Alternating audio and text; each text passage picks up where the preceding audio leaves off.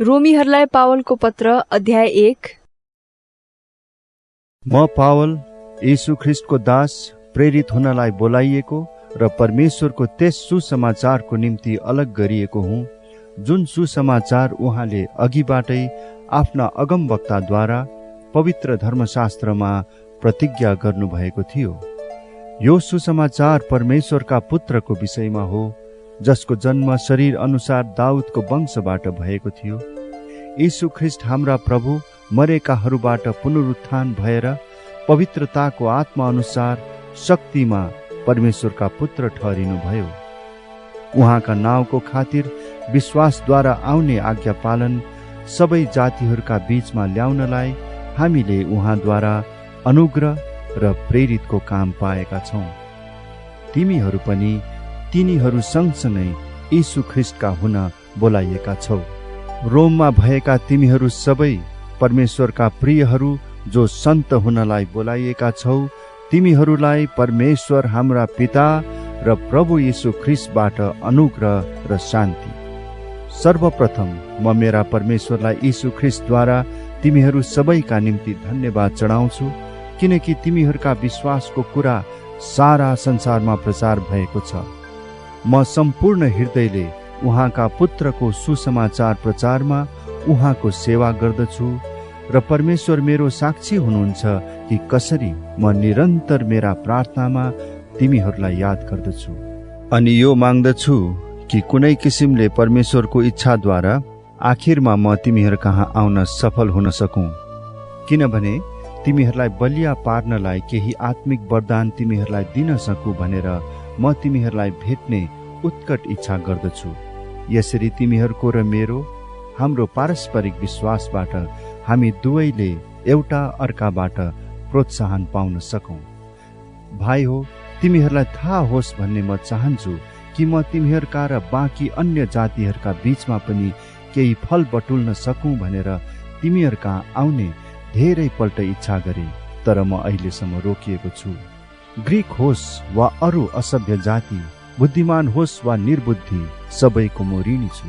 यसैले सकेसम्म तिमी रोममा हुनेहरूलाई पनि सुसमाचार प्रचार गर्न म उत्सुक छु, किनकि सुसमाचारसँग म शर्माउँदिन, किनभने विश्वास गर्ने प्रत्येकका मुक्तिको निम्ति यो परमेश्वरको शक्ति हो, पहिले यहुदीहरूका निम्ति र अन्य जातिहरूका निम्ति पनि।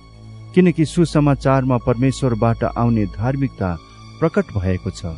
त्यो धार्मिकता जो चाहिँ सम्पूर्ण रूपले विश्वासद्वारा नै आउँछ। यस्तो लेखिएको छ, धर्मी चाहिँ विश्वासद्वारा नै जिउने छ। परमेश्वरको क्रोध ती मानिसहरूका सारा भक्तिहीनता र दुष्टताको विरुद्ध स्वर्गबाट प्रकट भएको छ, जसले सत्यलाई तिनीहरूका अधर्मले दबाइराखेका छन्। परमेश्वरको विषयमा जान्न सकिने कुरा तिनीहरूमा प्रष्टै छ, किनकि परमेश्वरले तिनीहरूलाई त्यो कुरा देखाइदिनु भएको छ।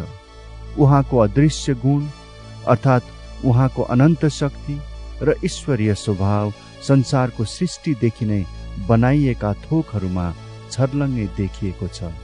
यसैले यिनीहरूलाई कुनै किसिमको बहाना छैन, किनकि परमेश्वरलाई चिनेर पनि तिनीहरूले परमेश्वरलाई दिनुपर्ने महिमा दिएनन्, न त धन्यवाद नै चढाए। तर तिनीहरू आफ्ना विचारमा बेकममा भए र तिनीहरूको मूर्ख मन अझ अँध्यारो भयो।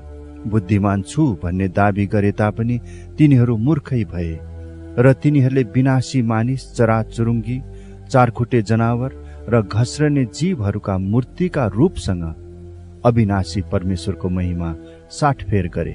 यसकारण परमेश्वरले तिनीहरूलाई तिनीहरूका हृदयका काम वासनाको अशुद्धतामा छोडिदिनु भयो कि तिनीहरूले आपसमा आफ्ना शरीरको अनादर गरून्, किनकि तिनीहरूले परमेश्वरको सत्यतालाई झुटसँग साटेर सदा सर्वदाका परम धन्य सृष्टिकर्तालाई त्यागेर बरु सृष्टि गरिएका थोकहरूको पूजा र सेवा गरे।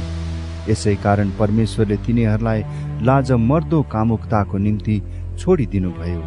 तिनीहरूका स्त्रीहरूले आफ्ना स्वाभाविक व्यवहारलाई अस्वाभाविक व्यवहारमा परिवर्तन गरे र त्यसरी नै स्त्रीतर्फको स्वाभाविक व्यवहार त्यागेर एक दोस्रातर्फ कामुकताको जलनमा पुरुषहरूसितै निर्लज्ज काम गरे र आफ्नै शरीरमा आफ्ना कसुरको उचित दण्ड भोगे। यसरी तिनीहरूले परमेश्वरलाई मान्यता दिन नचाहेका हुनाले परमेश्वरले तिनीहरूलाई भ्रष्ट मनका अवस्थामा अनुचित आचरणको निम्ति त्यागिदिनुभयो। तिनीहरू सबै किसिमका बदमाशी, दुष्टता, लोभ, इबीले भरिएका छन्। तिनीहरू डाह, हत्या, झैझगडा, छल, बदख्वाइले भरिएका हुन्छन् र तिनीहरू कुराउटे र बदनाम गर्ने, परमेश्वरलाई घृणा गर्ने, ढिठ, अहंकारी, अभिमानी, दुष्ट कुरा रची हिँड्ने, बाबुआमाको आज्ञा पालन नगर्ने, मूर्ख, विश्वासघाती, निर्दयी र क्रूर हुन्छन्। यस्ता काम गर्नेहरू मृत्युको योग्य हुन्छन् भन्ने परमेश्वरको धार्मिक विधान जान्दा जान्दै पनि तिनीहरू यी काम गर्ने मात्र होइनन्, तर यस्ता गर्नेहरूसँग पूर्ण सहमत पनि हुन्छन्। रोमी अध्याय 2। यसकारण अर्कालाई दोष लाउने ए मानिस, तिमी जो सुकै भए तापनि केही बहाना छैन, किनकि जेमा तिमी अर्कालाई दोष लगाउँछौ त्यसैमा आफै पनि दोषी ठहरिनेछौ, किनभने तिमी दोष लाउनेले पनि त्यही काम गर्छौ। यस्ता काम गर्नेहरूमाथि परमेश्वरको इन्साफ ठिकसँग पर्छ भनेर हामी जान्दछौ। ए मानिस, तिमीले यस्ता काम गर्नेहरूलाई दोष लाउँछौ र आफै पनि त्यही काम गर्छौ भने के परमेश्वरको इन्साफबाट उम्कन्छु भने तिमी ठान्छौ? अथवा परमेश्वरको कृपाले तिमीलाई पश्चातापमा डोर्याउँछ भन्ने थाहा नपाएर के तिमी उहाँको दया, सहनशीलता र धैर्यको प्रशस्ततालाई तुच्छ ठान्छौ? तर परमेश्वरको धार्मिक इन्साफ प्रकट हुने त्यस क्रोधका दिनको लागि आफ्नो कठोर र अपश्चातापी हृदयले गर्दा तिमीले आफ्नो निम्ति क्रोध थुपारिरहेछौ। किनकि उहाँले हरेक मानिसलाई उसको काम अनुसार दिनुहुनेछ। धैर्यसँग असल काम गरेर महिमा, इज्जत र अमरत्व खोज्नेहरूलाई चाहिँ उहाँले अनन्त जीवन दिनुहुनेछ। तर झगडालु, सत्यको पालन नगर्ने र दुष्टतामा हिँड्नेहरूमाथि चाहिँ क्रोध र रिस पर्नेछ। खराब काम गर्ने हरेक मानिसमाथि सङ्कष्ट र आपद आइपर्नेछ, पहिले यहुदीमाथि र अन्य जातिहरूमाथि पनि। तर असल काम गर्ने हरेकलाई पहिले यहुदीलाई अनि अन्य जातिलाई पनि गौरव, इज्जत र शान्ति प्राप्त हुनेछ, किनकि परमेश्वरले पक्षपात गर्नुहुन्न।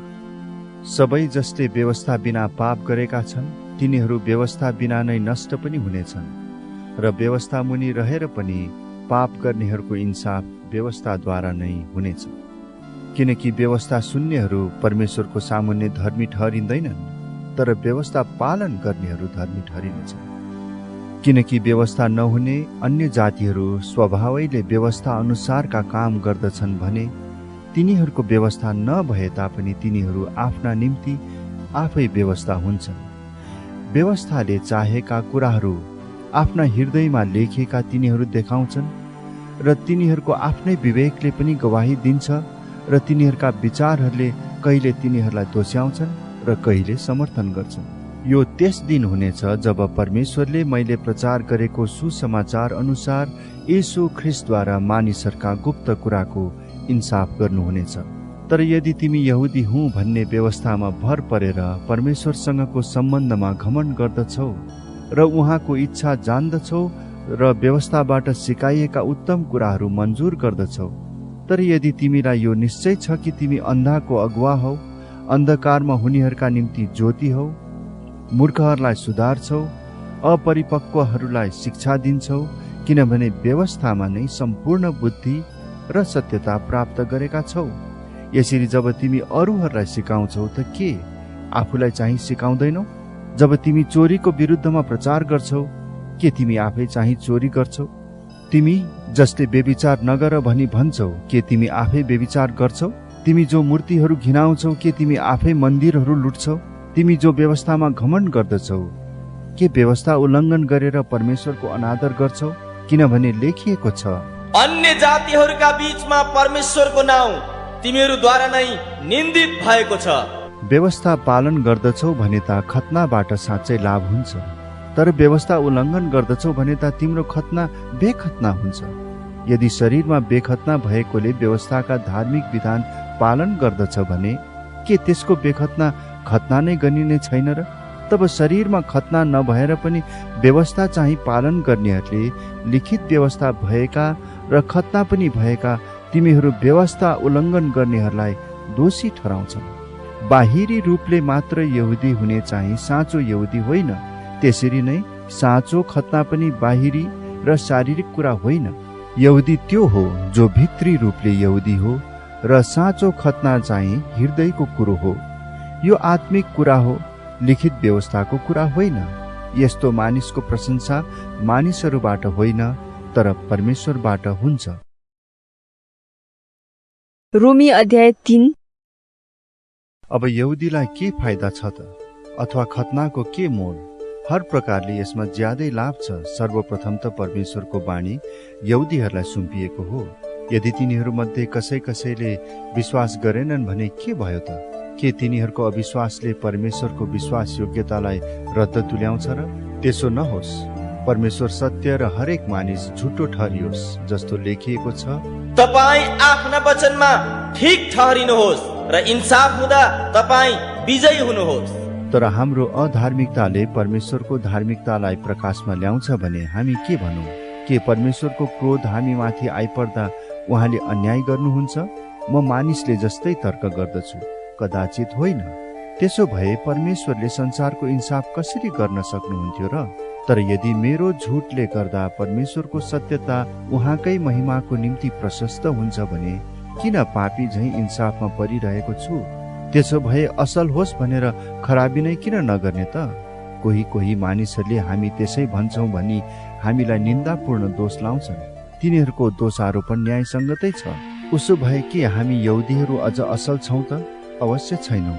किनकि सबै मानिस, यहुदी र अन्य जातिहरू दुवै पापको बसमा छन् भनी मैले दोष लगाइसकेको छु। जसो लेखिएको छ, धर्मी कोही छैन, एकजना पनि छैन। बुझ्ने कोही छैन, परमेश्वरलाई खोज्ने कोही छैन। ती सबै बरालिएका छन्, तिनीहरू एकसाथ बेकममा भएका छन्। कसैले असल गर्दैन, असल गर्ने एकजना पनि छैन। तिनीहरूका घोक्रा खुल्ला चिहान हुन्। तिनीहरू आफ्ना जिब्राले छलका कुरा गर्छन्। सर्पको विष तिनीहरूका ओठमा छ। तिनीहरूका मुख शराब र तीता कुराले भरिएका छन्। तिनीहरूका खुट्टा रक्तपात गर्नलाई छिटा छन्। विनाश र दुर्दशा तिनीहरूको बाटोमा छन् र शान्तिको बाटो तिनीहरूले चिनेका छैनन्। तिनीहरूका आँखाको सामने परमेश्वरको भय छैन। अब हामी जान्दछौँ जे जति व्यवस्थाले भन्छ, व्यवस्था मुनि हुनेहरूलाई नै भन्छ कि हरेक मुख चुप्प रहोस् र सारा संसार परमेश्वरको अघि जवाफदेही होस्।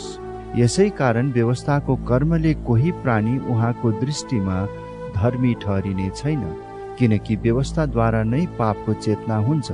तर अब त व्यवस्था बिनै परमेश्वरबाट आउने धार्मिकता प्रकट भएको छ। त्यसैको गवाही व्यवस्था र अगमवक्ताहरूले दिएका छन्। यीशु ख्रिस्टमा विश्वास गर्ने सबैमाथि परमेश्वरको धार्मिकता विश्वासद्वारा प्रकट भएको छ। किनभने केही भेद छैन, किनकि सबैले पाप गरेका छन् र परमेश्वरको महिमासम्म पुग्नबाट चुकेका छन्। परमेश्वरका अनुग्रहको वरदानले ख्रिस्ट यीशुमा भएको उद्धारबाट तिनीहरू सित्तैमा धर्मी ठहरिएका छन्। परमेश्वरले ख्रिस्टलाई उहाँको रगतद्वारा प्रायश्चितको बलिदान स्वरूप प्रस्तुत गर्नुभयो, जुन प्रायश्चित विश्वासद्वारा ग्रहण गर्नुपर्दछ। यो काम परमेश्वरले आफ्नो धार्मिकता देखाउनलाई गर्नुभयो, किनभने उहाँको ईश्वरीय धैर्यमा अगाडिका पापहरूलाई उहाँले वास्ता गर्नुभएको थिएन।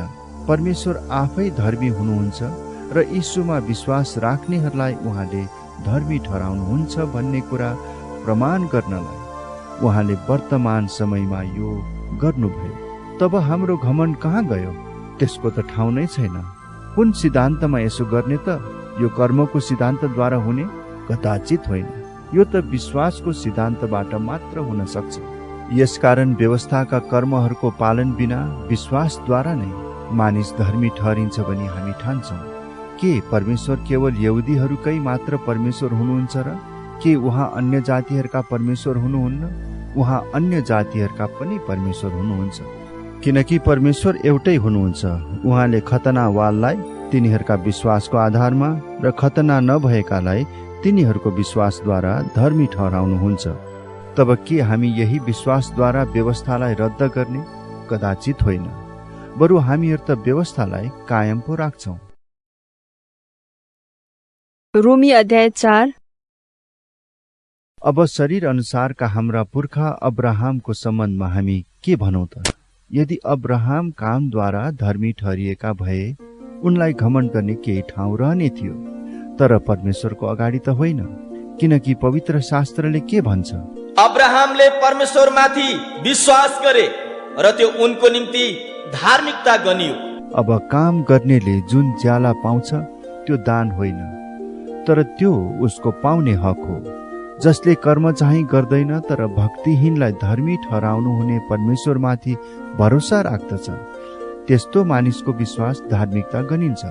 परमेश्वरले कर्म बिना नै धार्मिक गर्नुहुने मानिसलाई यी वचनद्वारा दाउदले धन्यका भन्छन्। तिनीहरू धन्यका हुन् जसका अपराधहरू क्षमा भएका छन् र जसका पापहरू ढाकिएका छन्। त्यो मानिस धन्यको हो जसको पापको लेखा परम प्रभुले लिनुहुन्न। के यो आशीर्वाद खतनावालहरूका निम्ति मात्र हो कि बेखतनावालहरूका निम्ति पनि हो? अब्राहमको निम्ति त उनको विश्वास नै धार्मिकता गनिएको थियो भनी हामी भन्दछौँ। तब कसरी यो उनको निम्ति धार्मिकता गनियो? उनको खतना हुनभन्दा अघि वा पछि? उनको खतना भइसकेपछि होइन, तर अघि। खतना नहुँदै विश्वासद्वारा पाउने धार्मिकताको चिन्ह वा छाप स्वरूप उनले खतना पाएका थिए। खतना बिनै विश्वास गरेर धर्मी गनिएका सबैका उनी पिता हुन् भन्ने उद्देश्यले यो भएको हो। उनी ती खतनावालहरूका पनि पिता हुन् जसका खतना भएको मात्र होइन, तर जसले विश्वासको त्यही नमुनालाई पछ्याउँछन् जुन विश्वास खतना हुन अघि हाम्रा पिता अब्राहममा थियो। संसारको उत्तराधिकारी हुनलाई अब्राहम र उनको वंशलाई दिइएको प्रतिज्ञा व्यवस्थाद्वारा आएको होइन, तर विश्वासको धार्मिकताद्वारा आएको हो। यदि व्यवस्था पालन गर्नेहरू मात्र उत्तराधिकारी हुन्छन् भने त विश्वास रद्द र प्रतिज्ञा व्यर्थ हुन्छ, किनभने व्यवस्थाले क्रोध ल्याउँछ, तर जहाँ व्यवस्था छैन त्यहाँ अपराध पनि हुँदैन। त्यसैले यो प्रतिज्ञा विश्वासमाथि निर्भर गर्दछ, यस हेतुले कि प्रतिज्ञा अनुग्रहमाथि भर परेर अब्राहमका सबै वंशहरूका निम्ति पक्का होस्। यो प्रतिज्ञा व्यवस्था पालन गर्नेहरूका निम्ति मात्र नभएर अब्राहमको जस्तो विश्वासमा हुनेहरूका निम्ति पनि हो, किनकि अब्राहम हामी सबैका पिता हुन्, जसो लेखिएको छ, मैले तँलाई धेरै जातिहरूका पिता बनाएको छु। जुन परमेश्वरमाथि अब्राहमले विश्वास गरे उहाँको दृष्टिमा उनी हामी सबैका पिता हुन्। उहाँले मरेकाहरूलाई पनि जीवन दिनुहुन्छ र अस्तित्वमा नभएका थोकहरूलाई बोलाए अस्तित्वमा ल्याउनुहुन्छ।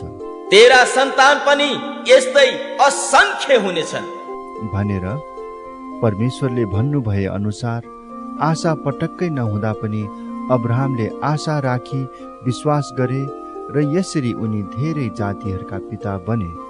प्राय 100 वर्ष पुगिसकेका अब्राहम मरे तुल्य भइसकेको आफ्नो शरीर तथा साराको कोख बाँझो भएको बुझेर पनि विश्वासमा कमजोर भएनन्।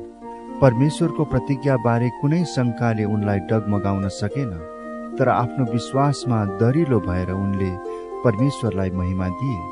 प्रतिज्ञा गर्नुभएको कुरा परमेश्वरले गर्न पनि सक्नुहुन्छ भन्ने अब्राहमलाई पूरा निश्चय थियो। यसै कारण पनि उनको विश्वास उनको निम्ति धार्मिकता गनियो। धार्मिकता गनिएको हो भन्ने यो वचन उनैको खातिर मात्र लेखिएको होइन, तर हाम्रा निम्ति पनि हो। हामी जसले यीशु हाम्रा प्रभुलाई मरेकाहरूबाट जीवित पार्नुहुने माथि विश्वास गर्छौं, यो हाम्रा निम्ति पनि गनिनेछ। उहाँ हाम्रा अपराधहरूका निम्ति मारिनुभयो र हामीलाई धर्मी तुल्याउनलाई जीवित पारिनुभयो। रोमी अध्याय 5।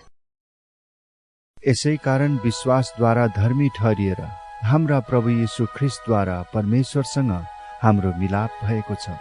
उहाँद्वारा हामीले यस अनुग्रहमा विश्वासद्वारा प्रवेश पाएका छौं। यस अनुग्रहमा हामी खडा छौं र परमेश्वरका महिमाको सहभागी हुने हाम्रो आशामा हामी रमाउँछौं। यति मात्र होइन, तर हामी आफ्नो संकष्टमा रमाउँछौं, यो जानेर कि संकष्टले सहनशीलता उत्पन्न गराउँछ, सहनशीलताले चरित्र र चरित्रले आशा उत्पन्न गराउँछ।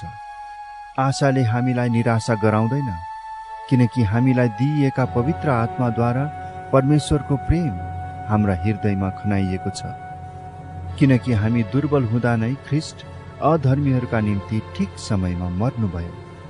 धार्मिक मानिसको निम्ति मर्न तयार हुने कोही बिरलै पाइएला। कतै असल मानिसको निम्ति कसैले मर्ने आँट गरी पनि हाल्ला, तर परमेश्वरले हाम्रा निम्ति उहाँको प्रेम यसैमा देखाउनुहुन्छ कि हामी पापी छँदै ख्रिस्ट हाम्रा निम्ति मर्नुभयो। यसकारण उहाँको रगतद्वारा धर्मी ठहरिएका हुनाले झन बढी हामी परमेश्वरको क्रोधबाट उहाँद्वारा बचाइनेछौँ। किनकि हामी शत्रु छँदै उहाँका पुत्रको मृत्युद्वारा परमेश्वरसँग हाम्रो मिलाप भएको थियो भने झन बढी अब उहाँसँगै मिलाप भएका हुनाले ख्रिस्टको जीवनद्वारा हामी बचाइनेछौँ। यति मात्र होइन, तर हाम्रा प्रभु येशू ख्रिस्टद्वारा परमेश्वरमा हामी रमाउँदै पनि छौँ। उहाँद्वारा अब हामीलाई परमेश्वरसँग मिलाप प्राप्त भएको छ। एउटा मानिसद्वारा संसारमा पाप आयो र पापबाट मृत्यु। यसरी सबै मानिसले पाप गरेका हुनाले सबै मानिसमा मृत्यु फैलियो। व्यवस्था दिइन अघि पनि संसारमा पाप थियो, तर जहाँ व्यवस्था छैन त्यहाँ पापको लेखा पनि हुँदैन। आदमदेखि लिएर मोसासम्मका मानिसहरूमाथि मृत्युले राज्य गर्यो। तिनीहरूमाथि पनि जसले आदमले गरे जस्तो अपराध गरेका थिएनन्। ती आदम चाहिँ आउनु हुनेको प्रतिरूप थिए। सित्तैको वरदान र त्यस अपराधमा केही समानता छैन, किनकि एउटा मानिसको अपराधले गर्दा धेरै मरे भने त झन बढी परमेश्वरको अनुग्रह र एउटा मानिसको अर्थात् यीशु ख्रिस्टद्वारा आएको सित्तैको वरदान धेरैका निम्ति प्रशस्त भयो। सित्तैको वरदान चाहिँ त्यस एकजना मानिसको पापको नतिजा जस्तै होइन, किनकि एउटा अपराधको इन्साफले दण्डको आज्ञा ल्यायो, तर धेरै अपराधका पछि आउने सित्तैको वरदानले निर्दोषीकरण ल्याउँछ। यदि एउटै मानिसको अपराधले गर्दा त्यस मानिसद्वारा मृत्युले राज्य गर्यो भने त झन बढी प्रशस्त अनुग्रह र धार्मिकताका सित्तैको वरदान पाउनेहरूले एउटै मानिस यीशु ख्रिस्टद्वारा जीवनमा राज्य गर्नेछन्। यसैले जसरी एउटै मानिसको अपराधले सबै मानिसहरू दण्डका भागीदार बने, त्यसरी नै एउटै मानिसको धार्मिकताको कामले सबै मानिसका निम्ति छुटकारा र जीवन ल्याउँछ। किनकि जसरी एउटै मानिसको अनाज्ञाकारिताले धेरैजना पापी बनाइए, त्यसै गरी एकैजनाको आज्ञाकारिताद्वारा धेरैजना धार्मिक बनाइने छन्। व्यवस्था आयो र अपराधको वृद्धि भयो, तर जहाँ पाप बढ्यो अनुग्रह झन बढी मात्रामा बढ्यो। यस हेतुले कि जसरी पापले मृत्युमा राज्य गर्यो, त्यसै गरी यीशु ख्रिस्ट हाम्रा प्रभुद्वारा अनुग्रहले धार्मिकताद्वारा अनन्त जीवनसम्म राज्य गरोस्। रोमी अध्याय 6। अब हामी के भनौं? के अनुग्रह प्रशस्त मात्रामा होस् भनेर हामी पापमा लागिरहौं त? त्यसो नहोस्। हामी जो पापको लेखी मर्यौं त कसरी हामी अझै त्यसैमा जिउनु? के तिमीहरू जान्दैनौ हामी सबै जतिले ख्रिस्ट येशूमा बप्तिस्मा लियौं उहाँकै मृत्युमा बप्तिस्मा लिएका थियौं। यसकारण बप्तिस्माद्वारा हामी मृत्युमा उहाँसँगै गाडियौं, ताकि जसरी पिताको महिमाद्वारा ख्रिस्ट मरेकाहरूबाट जीवित पारिनुभयो, त्यसरी हामी पनि नयाँ जीवनको मार्गमा हिँडौं। यदि उहाँको मृत्युमा हामी उहाँसँग एउटै भएका छौं भने उहाँको पुनरुत्थानमा पनि निश्चय नै हामी उहाँसँगै एक हुनेछौं। हामी जान्दछौं कि हाम्रो पुरानो मनुष्यत्व उहाँसँग क्रुसमा टाँगियो, ताकि हाम्रो पापमय शरीर नाश होस् र अब उसो हामी पापका कमारा नहौं। किनभने जो मरेको छ त्यो पापबाट मुक्त भएको छ।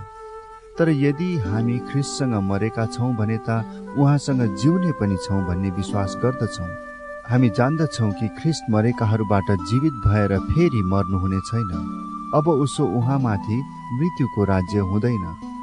जुन मृत्युमा उहाँ मर्नुभयो त्यो पापको लेखी सधैँको लागि एकैपल्ट मर्नुभयो, तर जुन जीवनमा उहाँ जिउनुहुन्छ त्यो परमेश्वरको निम्ति जिउनुहुन्छ। यसै गरी तिमीहरूले पनि आफू आफूलाई पापको लागि मरेका तर ख्रिस्ट येशूमा परमेश्वरको लागि जीवित भएका ठान्नुपर्छ। यसकारण शरीरका अभिलाषा अनुसार चल्नु नपरोस् भनी तिमीहरूका मरणशील शरीरमा पापलाई राज्य गर्न नदेऊ। आफ्ना शरीरका अङ्गहरू दुष्टताका साधनको रूपमा पाप गर्नलाई समर्पण नगर, तर मृत्युबाट जीवनमा ल्याइएका मानिसहरू जस्तै आफैलाई परमेश्वर कहाँ दिइहाल र शरीरका अङ्गहरूलाई धार्मिकताका साधन जस्तै परमेश्वर कहाँ समर्पण गर। किनकि पापले तिमीहरूमाथि राज्य गर्ने छैन, किनकि तिमीहरू व्यवस्थाको अधीनमा छैनौ तर अनुग्रहको अधीनमा छौ। अब के त, के हामी व्यवस्थाको अधीनमा छैनौ तर अनुग्रहको अधीनमा छौं भनेर पाप गर्ने त? कदापि होइन। के तिमीहरू जान्दैनौ आज्ञाकारी कमाराको रूपमा आफैलाई जस कहाँ समर्पण गर्छौ, जसको आज्ञा तिमी पालन गर्छौ त्यसको कमारा पनि हुन्छौ। कि त मृत्युतिर लाने पापको कमारा अथवा धार्मिकतातिर लाने आज्ञाकारिताको? तर परमेश्वरलाई धन्यवाद होस् कि तिमीहरू जो एकपल्ट पापका कमारा थियौ, अब जुन शिक्षाको नमुनामा तिमीहरू सुम्पिएका थियौ त्यो हृदयले पालन गर्ने भएका छौ। तिमीहरू पापबाट मुक्त गराइएर धार्मिकताका कमारा बनेका छौ। तिमीहरूमा रहेको मानवीय कमजोरीको कारणले म तिमीहरूले बुझ्न सकिने भाषामा बोलिरहेको छु। किनकि जसरी तिमीहरूले एकपल्ट आफ्ना अङ्गहरूलाई अशुद्धता र झन बढी अपराधका निम्ति समर्पण गर्यौ, अब त्यसरी नै पवित्रकरणको निम्ति आफ्ना अङ्गहरूलाई धार्मिकताको निम्ति समर्पण गर। तिमीहरू पापका कमारा भएको बेलामा चाहिँ धार्मिकताको लागि स्वतन्त्र थियौ। अब जुन कुराहरूमा तिमीहरू अहिले शर्माउँछौ सो कुराहरूबाट तिमीहरूले के प्रतिफल पायौ? ती कुराहरूको अन्त्य चाहिँ मृत्यु हो। तर अब तिमीहरू पापबाट मुक्त भई परमेश्वरका कमारा भएका छौ, अनि तिमीहरूले पाउने प्रतिफल चाहिँ पवित्रकरण हो र त्यसको अन्त्य चाहिँ अनन्त जीवन। किनकि पापको ज्याला मृत्यु हो, तर परमेश्वरको सित्तैको वरदान ख्रिस्ट येशू हाम्रा प्रभुमा अनन्त जीवन हो। रोमी अध्याय 7। भाइ हो, के तिमीहरू जान्दैनौ म व्यवस्था जान्नेहरूसँग बोलिरहेछु कि मानिसको जीवनकालसम्म मात्र व्यवस्था लागू रहन्छ। उदाहरणको लागि एउटी विवाहिता स्त्री उसको पति बाँचुन्जेल आफ्नो पतिसँग कानुनले बाँधिएकी हुन्छे। तर यदि उसको पति मर्यो भने पति सम्बन्धको कानुनबाट ऊ मुक्त हुन्छे। यसै गरी पति जीवित छँदै ऊ अर्को पुरुषसँग बस्न गई भने ऊ व्यभिचारिणी कहलाइन्छे। तर पति मर्यो भने ऊ त्यस कानुनबाट मुक्त हुन्छे र अर्को पुरुषसँग विवाह गरी भने पनि ऊ व्यभिचारिणी हुँदिन। यसरी मेरा भाइ हो, तिमीहरू पनि ख्रिस्टको शरीरद्वारा व्यवस्थाको लेखी मरेका छौ, ताकि तिमीहरू अर्को मानिस अर्थात् मृत्युबाट जीवित हुनुभएका ख्रिस्टसँग एक हौ र हामी परमेश्वरको निम्ति फल फलाऊ। जब हामी पाप स्वभावमा जीवन बिताइरहेका थियौं, तब मृत्युको फल फलाउनलाई व्यवस्थाले उत्तेजित गराएका हाम्रा पापमय कुअभिलाषाहरूले हाम्रा अङ्गहरूमा काम गर्दथे। हामीलाई बन्धनमा राख्ने व्यवस्थाको लेखी मरेर हामी अब त्यसदेखि मुक्त भएका छौं र हामी पुरानो लिखित विधानको अधीनमा होइन, तर पवित्र आत्माको नयाँ जीवनमा सेवा गर्दछौं। हामीले के भन्ने त? व्यवस्था पाप हो? कदापि होइन। यदि व्यवस्था नभए मैले पाप थाहा पाउने थिइन, किनकि तैले लोभ नगर भनी व्यवस्थाले नभनेको भए लोभ गर्नु के हो सो थाहा पाउने थिइन। तर पापले आज्ञामा मौका पाएर ममा सबै किसिमका लोभ उत्पन्न गरायो। व्यवस्था बिना त पाप मुर्दा तुल्य हो। व्यवस्था बिना रहँदा एकपल्ट म जीवित थिएँ, तर आज्ञा आएपछि पाप जागी उठ्यो र म चाहिँ मरे। जीवनको प्रतिज्ञा दिने त्यही आज्ञाले मेरो निम्ति मृत्यु ल्यायो, किनकि पापले आज्ञाद्वारा मौका पाएर मलाई छल्यो र त्यसैद्वारा मलाई मार्यो। व्यवस्था पवित्र छ र आज्ञा पवित्र, न्यायसङ्गत र असल छ। त के जो असल छ त्यसले मेरो निम्ति मृत्यु ल्याए त? कदापि होइन। तर पाप चाहिँ पापैको रूपमा देखियोस् भनेर असल कुराद्वारा पापले ममा मृत्यु उत्पन्न गराइरहेछ, ताकि आज्ञाद्वारा पाप सम्पूर्ण रूपले पापमय बनोस्। किनकि हामी जान्दछौँ कि व्यवस्था आत्मिक हो, तर म चाहिँ शारीरिक छु, र पापैमा बेचिएको छु। म के गर्दछु त्यो बुझ्दिन, किनकि म जे चाहन्छु त्यो गर्दिन, तर त्यही गर्दछु जो म घृणा गर्दछु। गर्न नचाहेको म गर्दछु भने व्यवस्था असल छ भने म सहमत हुन्छु। यसैले अब त्यो गर्ने म होइन, तर ममा बास गर्ने पाप हो। किनकि मलाई थाहा छ कि ममा अर्थात् मेरो पाप स्वभावमा केही असल कुराले बास गर्दैन। जे असल छ त्यो गर्ने इच्छा ममा छ, तर म त्यो पूरा गर्न सक्दिन। किनभने असल काम जो म गर्न चाहन्छु त्यो म गर्दिन, तर दुष्ट काम जो म गर्न चाहन्न त्यही म गर्ने गर्छु। अब म जो इच्छा गर्दिन त्यही गर्छु भने त्यो गर्ने म होइन, तर म भित्र बास गर्ने पाप हो। यसरी एउटा नियमले काम गरेको म पाउँछु। जब म भलो गर्न चाहन्छु तब दुष्टतालाई मेरो नजिकै उपस्थित पाउँछु, किनकि म मेरो अन्तस्करणमा परमेश्वरको व्यवस्थामा आनन्दित हुन्छु। तर मेरा अङ्गहरूमा अर्को नियमले मेरो मनमा रहेको नियमसँग युद्ध गर्दछ र मेरा अङ्गहरूमा बास गर्ने पापको नियमले मलाई बन्धनमा पार्दछ। हाय, म कस्तो दुखी मानिस! यस मृत्युको शरीरबाट मलाई कसले छुटाउला? येशू ख्रीष्ट हाम्रा प्रभुद्वारा नै परमेश्वरलाई धन्यवाद होस्। त्यसैले म स्वयं आफ्नो मनले त परमेश्वरका व्यवस्थाको सेवा गर्दछु, तर मेरो पाप स्वभावद्वारा चाहिँ म पापका व्यवस्थाको सेवा गर्दछु। रोमी अध्याय 8। यसकारण अब ख्रीष्ट येशूमा भएकाहरूलाई दण्डको आज्ञा छैन। पाप र मृत्युको व्यवस्थाबाट मलाई जीवनका आत्माको व्यवस्थाले ख्रीष्ट येशूमा मुक्त पारेको छ। पाप स्वभावले दुर्बल पारिएको हुनाले व्यवस्थाले जे गर्न सकेन परमेश्वरले गर्नुभयो, अर्थात् उहाँले आफ्ना पुत्रलाई पापमय शरीरको स्वरूपमा पाप बलि झैं पठाउनु भयो। यसरी उहाँले पापलाई शरीरमा नै दण्ड दिनुभयो। यस हेतुले कि व्यवस्थाको उचित आवश्यकता हामीमा पूर्ण होस्। हामी जो पाप स्वभाव अनुसार होइन तर पवित्र आत्मा अनुसार चल्दछौँ।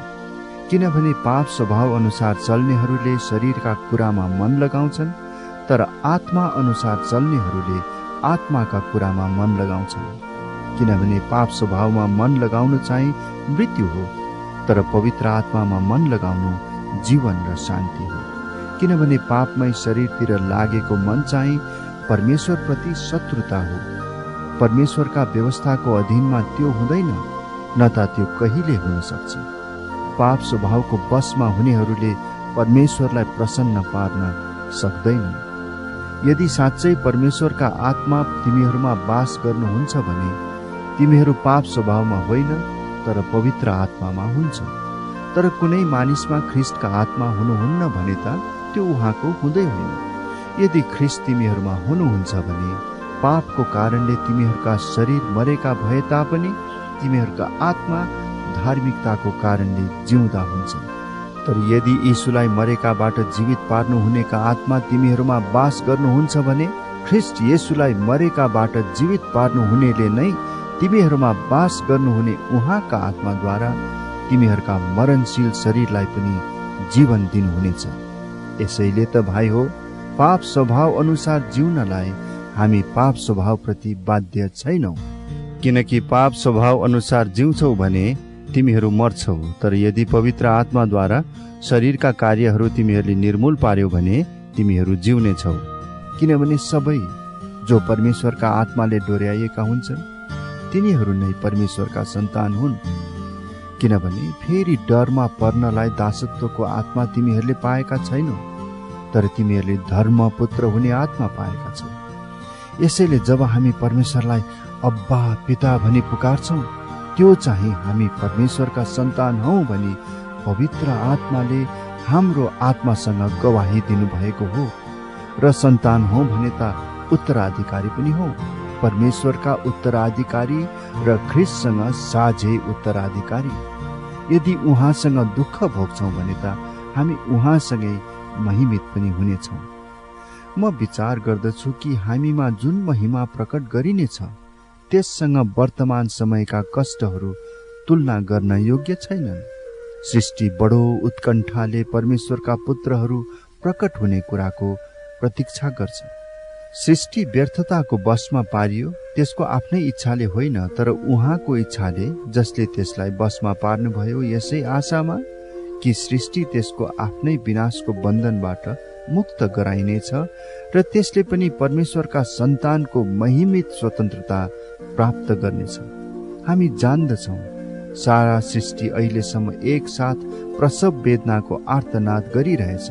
सृष्टि मात्र होइन, तर हामी आफै पनि, जसमा पवित्र आत्माको पहिलो फल छ, सन्तानको रूपमा ग्रहण गरिनलाई, अर्थात् हाम्रो देहको उद्धारको निम्ति प्रतीक्षा गरेर हामी आफै पनि भित्रै आर्तनाद गर्दछौँ, किनकि यही आशामा हामीले मुक्ति पाएका थियौँ। अब देखिने चाहिँ आशा त आशा नै होइन, किनकि देखेका कुराको आशा कसले गर्छ र? तर यदि हामी आफूले नदेखेका कुराको आशा गर्छौँ भने धैर्य साथ हामी त्यसको प्रतीक्षा गर्छौँ। त्यसै गरी पवित्र आत्माले पनि हाम्रो दुर्बलतामा सहायता गर्नुहुन्छ। कसरी प्रार्थना गर्नुपर्ने हो हामी जान्दैनौँ, तर शब्दहरूमा व्यक्त गर्न नसकिने सुस्केरामा पवित्र आत्माले हाम्रा निम्ति मध्यस्थता गर्नुहुन्छ र मानिसहरूका हृदयको खोजी गर्नुहुनेले पवित्र आत्माको विचार के हो सो जान्नुहुन्छ, किनकि परमेश्वरको इच्छा अनुसार पवित्र आत्माले सन्तहरूका निम्ति मध्यस्थता गर्नुहुन्छ। हामी जान्दछौँ उहाँलाई प्रेम गर्नेहरू र उहाँका अभिप्राय अनुसार बोलाइएकाहरूका निम्ति हरेक कुरामा परमेश्वरले भलाइ नै गर्नुहुन्छ। जसलाई उहाँले पहिलेबाटै चिन्नु भएको छ, उहाँले तिनीहरूलाई आफ्ना पुत्रको रूप समान बनाउनलाई धेरै भाइहरूमध्ये उहाँ चाहिँ ज्येष्ठ हुन् भनेर अघिबाटै नियुक्त गर्नुभयो। जसलाई उहाँले अघिबाटै नियुक्त गर्नुभयो तिनीहरूलाई उहाँले बोलाउनु पनि भयो, र जसलाई उहाँले बोलाउनु भयो तिनीहरूलाई उहाँले धर्मी पनि ठहराउनु भयो, र जसलाई धर्मी ठहराउनु भयो तिनीहरूलाई उहाँले महिमित पनि पार्नुभयो। हामीले यसमा के भन्ने त? यदि परमेश्वर हामीतर्फ हुनुहुन्छ भने हाम्रो विरुद्ध को हुन्छ? जसले आफ्नै निज पुत्रलाई बाँकी राख्नु भएन, तर हामी सबैका निम्ति उहाँलाई दिनुभयो, के उहाँले हामीलाई सबै थोक पनि उहाँकै साथमा दिनुहुने छैन र? परमेश्वरका चुनिएकाहरूका विरुद्धमा कसले अभियोग लाउनेछ? धर्मी ठहराउने परमेश्वर नै हुनुहुन्छ भने दण्डको आज्ञा दिने को हो? मर्ने त ख्रीष्ट येशू हुनुहुन्छ, जो मरेकाहरूबाट जीवित पारिनु भयो र परमेश्वरको दाहिने बाहुलीतर्फ हुनुहुन्छ र हाम्रा निम्ति मध्यस्थ पनि गर्नुहुन्छ। कसले हामीलाई ख्रीष्टको प्रेमबाट अलग गर्ने? के संकष्टले अथवा दुःखले वा खेदोले वा अनिकालले वा नग्नताले अथवा खतराले वा तरवारले? यस्तो लेखिएको छ, तपाईको खातिर हामी दिनभरि मारिन्छौं, काटिने भेडाहरू जस्तै हामीहरू गनिएका छौं। होइन, यी सबै कुरामा हामीलाई प्रेम गर्नुहुनेद्वारा हामी विजेताहरू भन्दा पनि अझ बढी छौं। किनकि म यो पक्का गरी जान्दछु कि मृत्युले वा जीवनले, स्वर्गदूतहरूले वा प्रधानताहरूले, वर्तमानका कुराहरूले वा पछि हुने कुराहरूले वा शक्तिहरूले, उचाइले वा गहिराईले वा सारा सृष्टिमा भएका कुनै पनि कुराले ख्रीष्ट येशू हाम्रा प्रभुमा भएका परमेश्वरको प्रेमबाट हामीलाई अलग गर्न सक्ने छैन। रोमी अध्याय 9। म ख्रीष्टमा साँचो बोलिरहेछु, मैले ढाँटेको छैन। मेरो विवेकले पवित्र आत्मामा मलाई गवाही दिन्छ। मेरो हृदयमा असाध्य शोक र मनमा अटुट वेदना छ। म त यहाँसम्म पनि चाहन सक्थे कि मेरा भाइहरू र मेरा जातिको नाताले मेरा कुटुम्बहरूका खातिर म नै श्रापित हौं र ख्रीष्टबाट परित्यक्त हौं। तिनीहरू इस्राएलीहरू हुन् अनि पुत्र हुने अधिकार, महिमाको दर्शन, करार, व्यवस्थाको प्रदान, मन्दिरको आराधना र प्रतिज्ञाहरू तिनीहरूका आफ्नै हुन्। पूर्वजहरू यिनीहरूका नै हुन् र ख्रीष्ट पनि शरीर अनुसार तिनीहरूकै वंशका हुनुहुन्छ। सर्वोच्च परमेश्वर जसको युगानुयुग स्तुति होस्, आमीन। तर परमेश्वरको वचन विफल भएको होइन, किनकि इस्राएलबाट जन्मेका सबै इस्राएल होइनन्, न त अब्राहमका सन्तान हुँदैमा सबै तिनका छोराछोरी हुन्। तर धर्मशास्त्रमा भने अनुसार इसहाकबाट नै तिनीहरूको सन्तान गनिनेछ। यसको अर्थ शरीरबाट जन्मेकाहरू परमेश्वरका सन्तान होइनन्, तर करारबाट उत्पन्न भएकाहरू नै अब्राहमका सन्तान हुन्। त्यस प्रतिज्ञाले यसो भन्दछ, तोकिएको समयमा म फर्केर आउनेछु र साराको एउटा छोरो हुनेछ। त्यसो मात्र होइन, जब रिबेकाले एउटै पुरुष हाम्रा पुर्खा इसहाकबाट गर्भधारण गरिन् र जुम्ल्या बालकहरू जन्मनु अघिबाटै तिनीहरूले कुनै असल वा खराब गर्न अघि नै कर्मले होइन, तर उहाँको बोलावट अनुसार परमेश्वरका चुनावको उद्देश्य ठरियोस् भनेर रिबेकालाई यसै भनिएको थियो, जेठाले कान्छाको सेवा गर्नेछ। जसो लेखिएको छ, याकुबलाई मैले प्रेम गरे तर एसावलाई तुच्छ ठाने। अब हामी के भनौँ? के परमेश्वरमा अन्याय छ त? कदापि होइन। उहाँ मोसालाई भन्नुहुन्छ, जसमाथि म कृपा गर्न चाहन्छु त्यसलाई म कृपा गर्नेछु र जसलाई म टिठाउन चाहन्छु त्यसलाई म टिठाउने छु। यसकारण मानिसको इच्छा वा प्रयासमाथि यो निर्भर गर्दैन, तर परमेश्वरको कृपामाथि निर्भर गर्दछ। कि धर्मशास्त्रले फारोलाई भन्छ, म मेरो शक्ति तमा देखाऊ र सारा पृथ्वीमा मेरो नाउँको घोषणा गरियोस् भन्ने अभिप्रायले मैले तलाई खडा गरे। यसकारण उहाँले इच्छा गर्नुभएकाहरूलाई उहाँले कृपा गर्नुहुन्छ र उहाँले इच्छा गर्नुभएकाहरूको हृदयलाई उहाँले कठोर पार्नुहुन्छ। तब तिमी मलाई भन्नेछौ, परमेश्वरले अझै किन दोष लगाउनुहुन्छ? किनकि उहाँको इच्छालाई कसले विरोध गर्न सक्छ? तर मानिस भएर परमेश्वरलाई जवाफ लाग्ने तिमी को हौ? के ढालेर बनाएको वस्तुले आफूलाई बनाउनेलाई मलाई किन यस्तो बनाएको भन्छ र? के एउटै माटोको ढिकाबाट एउटा आदरको भाँडो र अर्को चाहिँ तुच्छ कामको लागि बनाउने माटोमाथि कुमालेको अधिकार छैन र? यदि परमेश्वरले आफ्नो क्रोध प्रकट गर्न र आफ्नो शक्ति प्रदर्शन गर्नलाई विनाशको लागि तयार पारिएको क्रोधका पात्रहरूलाई अत्यन्त धैर्य साथ सहनु भएको छ भने के भयो त? यदि महिमाको निम्ति अघिबाटै तयार पार्नु भएको उहाँका कृपा पात्रहरूलाई आफ्नो महिमाको सम्पत्ति प्रकट गर्नलाई उहाँले यसो गर्नुभयो, अर्थात् हामी जसलाई यहुदीहरूबाट मात्र होइन तर अन्य जातिहरूबाट पनि उहाँले बोलाउनु भएको छ भने के भयो त? जस्तो होसेको पुस्तकमा पनि उहाँ भन्नुहुन्छ, जुनहरू मेरा मानिसहरू थिएनन् तिनीहरूलाई म मेरा प्रजा तुल्याउने छु र जसलाई मैले प्रेम गरेको थिइनँ त्यसलाई म मेरो प्रिय भन्ने छु। अनि जहाँ तिमीहरू मेरा प्रजा होइनौ भनी तिनीहरूलाई भनिएको थियो त्यही तिनीहरू जीवित परमेश्वरका सन्तान कहलाइने छन्। इस्राएलको बारेमा यसैया घोषणा गर्छन्, इस्राएलका सन्तानको संख्या समुद्रको बालुवा जत्तिकै भए पनि बाँकी रहेकाहरूको मात्र उद्धार हुनेछ, किनकि प्रभुले पृथ्वीमा उहाँका दण्डको आज्ञा दृढता र शीघ्रता साथ पूर्ण गर्नुहुनेछ। यसैयाले यो भविष्यवाणी गरेका छन्, सेनाहरूका परमप्रभुले हाम्रा निम्ति सन्तान नछोड्नु भएको भए हामी सदोम जस्तै हुने थियौं र गमोरा समान बन्ने थियौं। अब हामी के भनौँ? धार्मिकताको पछि नलाग्ने अन्य जातिहरूले धार्मिकता प्राप्त गरेका छन्, अर्थात् विश्वासद्वारा पाइने धार्मिकता। तर व्यवस्थामाथि आधारित भएको धार्मिकताको पछि लाग्ने त्यस इस्राएलले त्यो व्यवस्था पूरा गर्न सकेन। किन सकेन? किनकि धार्मिकता कर्महरूमाथि आधारित छ भन्ठानेर तिनीहरूले विश्वासद्वारा धार्मिकता खोजेनन्। तिनीहरू ठेस लाग्ने ढुङ्गामा ठक्कर खाएर लडेका छन्, जस्तो लेखिएको छ, हेर म सियोनमा एउटा ढुङ्गा राख्दछु जसमा मानिसहरूलाई ठेस लाग्छ, एउटा चट्टान जसले तिनीहरूलाई लडाउँछ, तर उहाँमा विश्वास गर्ने कोही शर्ममा पारिने छैन। रोमी अध्याय 10। भाइ हो, मेरो आफ्नो हृदयको इच्छा र तिनीहरूका निम्ति परमेश्वरमा मेरो प्रार्थना यही छ कि तिनीहरूले उद्धार पाउन्। म यो गवाही दिन्छु कि परमेश्वर प्रति तिनीहरूको जोश त छ, तर यो जोश ज्ञान अनुसार छैन, किनभने परमेश्वरबाट आउने धार्मिकताको विषयमा नजानेर तिनीहरूको आफ्नै धार्मिकता स्थापित गर्न खोज्दा तिनीहरू परमेश्वरका धार्मिकताको अधीनमा रहेनन्, किनभने विश्वास गर्ने धर्मी ठरियोस् भनेर ख्रिस्ट नै व्यवस्थाको अन्त्य हुनुहुन्छ।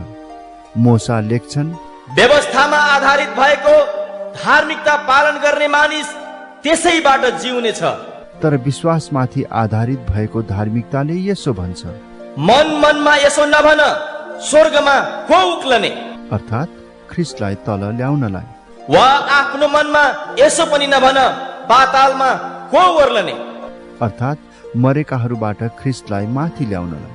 तर यसले के भन्छ? वचन तिम्रो नजिकै छ, तिम्रो मुखैमा र तिम्रो हृदयमा। अर्थात् विश्वासको वचन जो हामी प्रचार गर्दछौँ। किनकि यदि तिमीले यीशुलाई प्रभु हो भनी आफ्नो मुखले स्वीकार गर्यौ र परमेश्वरले उहाँलाई मरेकाहरूबाट जीवित पार्नुभयो भनी आफ्नो हृदयमा विश्वास गर्यौ भने तिम्रो उद्धार हुनेछ। किनकि मानिसले आफ्नो हृदयले विश्वास गर्छ र ऊ निर्दोष ठहरिन्छ, अनि उसले आफ्नो मुखले स्वीकार गर्छ र उद्धार पाउँछ। धर्मशास्त्र भन्छ, उहाँ माथि भरोसा राख्ने कोही लाजमा पर्ने छैन। किनकि यहुदी र अन्य जातिमा केही भेद छैन। उहाँ एउटै प्रभु, सबैका प्रभु हुनुहुन्छ र उहाँलाई पुकार्नेहरू सबैलाई आफ्नो प्रशस्त आशिष दिनुहुन्छ। किनकि प्रभुको नाउँ पुकार्ने हरेकले उद्धार पाउनेछ। तर जसलाई विश्वास गरेकै छैनन् उहाँलाई मानिसहरूले कसरी पुकार्ने? जसको विषयमा सुनेकै छैनन् उहाँमाथि तिनीहरूले कसरी विश्वास गर्ने? र प्रचारक बिना तिनीहरूले कसरी सुन्ने? र कसैले नपठाइकन मानिसहरूले कसरी प्रचार गर्ने? जस्तो लेखिएको छ, सुसमाचार प्रचार गर्नेहरूका पाउ कति सुन्दर। तर तिनीहरू सबैले सुसमाचार पालन गरेका छैनन्। किनकि यसैया भन्छन्, हे प्रभु, हामीबाट सुनेको कुरा कसले विश्वास गरेको छ? जे सुनिएको छ त्यसैबाट विश्वास आउँछ र जे सुनिन्छ त्यो ख्रिस्टको प्रचारबाट आउँछ। तर म सोध्दछु, के तिनीहरूले सुनेका छैनन्? निश्चय नै तिनीहरूले सुनेका छन्। किनकि तिनीहरूको आवाज सारा पृथ्वीभरि पुगेको छ र तिनीहरूका वचन संसारको पल्लो छेउसम्म पुगेका छन्। म फेरि सोध्छु, के इस्राएलले बुझेन? सर्वप्रथम मोसाले भन्छन्, जो एक जाति नै होइन, म तिमीहरूलाई तिनीहरूप्रति डाही तुल्याउने छु। एउटा मूर्ख जातिद्वारा म तिमीहरूलाई क्रुद्ध तुल्याउने छु। तब यसैयाले साहसपूर्वक भन्दछन्, मलाई नखोज्नेहरूले मलाई भेट्टाएका छन्। जसले मेरो खोजी गरेनन् तिनीहरूका माझमा मैले आफैलाई प्रकट गरेको छु। तर इस्राएलको विषयमा तिनी भन्छन्, दिनभरि नै अटेरी र विरोधी मानिसहरूप्रति मैले मेरो हात पसारेको छु। रोमी अध्याय 11। यसकारण म सोध्दछु, के परमेश्वरले आफ्ना मानिसलाई परित्याग गर्नु भएको छ त? कदापि होइन। किनकि म पनि त अब्राहमको सन्तान, बेन्यामिनका कुलको एक इस्राएली हुँ। परमेश्वरले पहिलादेखि नै चिन्नु भएका आफ्ना मानिसलाई बहिष्कार गर्नु भएन।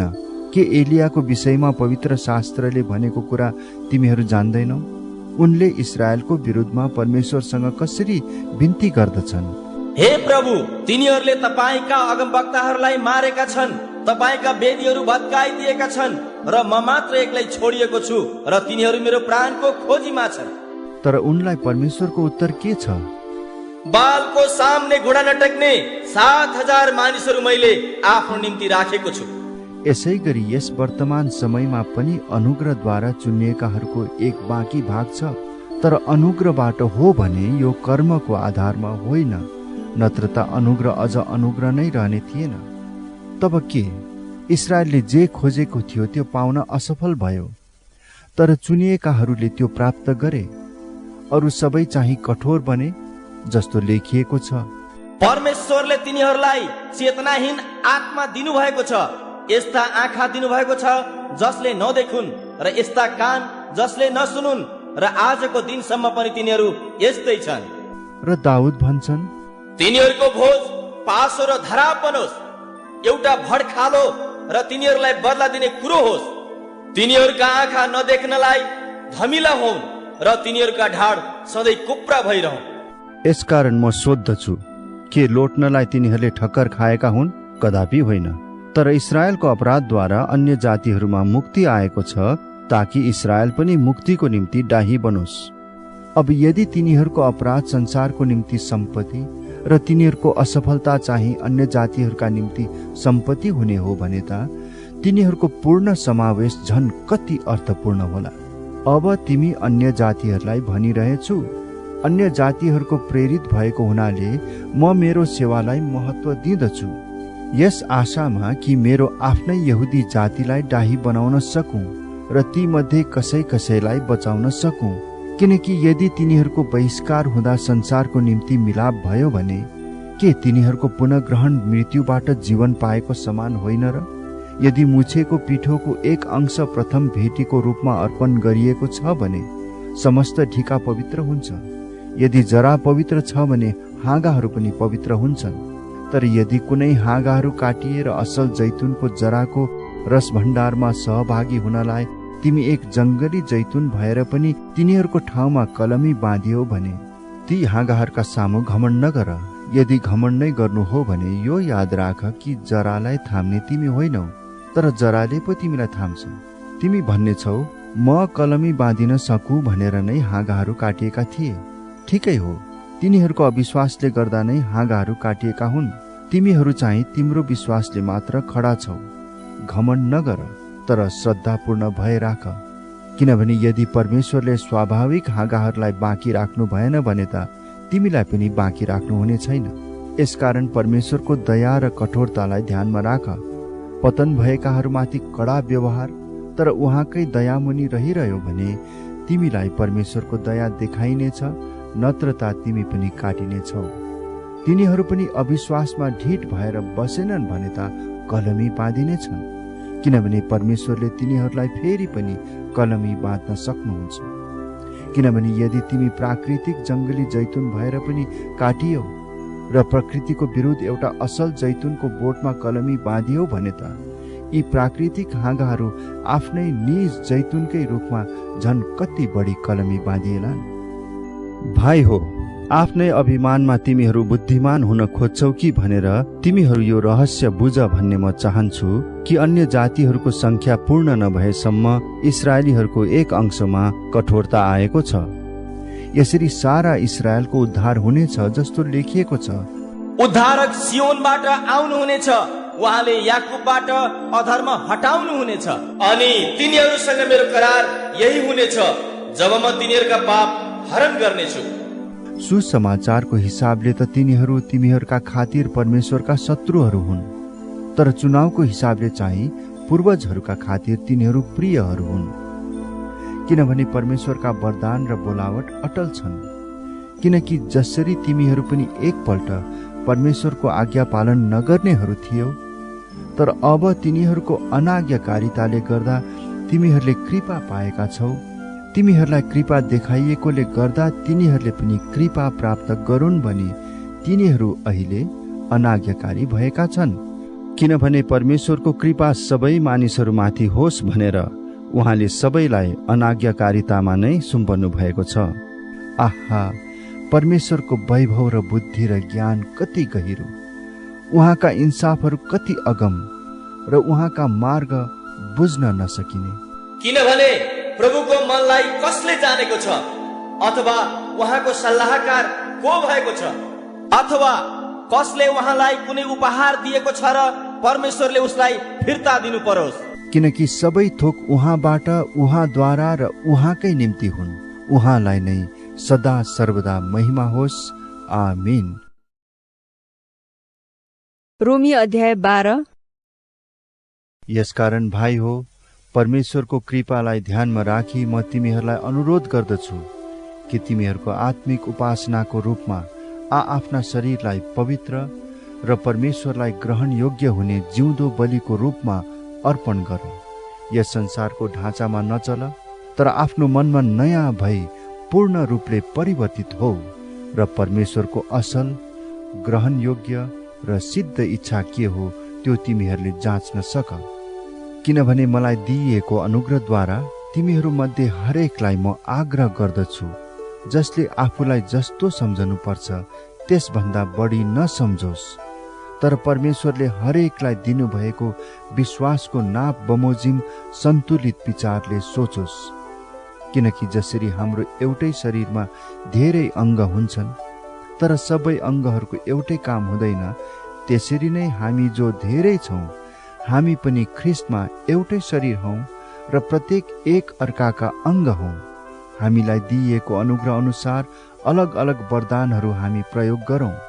अगमबानीको हो भने विश्वासको परिमाण अनुसार, सेवाको हो भने सेवाको काममा, शिक्षा दिनेले शिक्षा दिने काममा, अर्ती दिनेले अर्ती दिने काममा, दान दिनेले उदार चित्तले, सहायता दिनेले जोश साथ, कृपाको काम गर्नेले खुसीसित।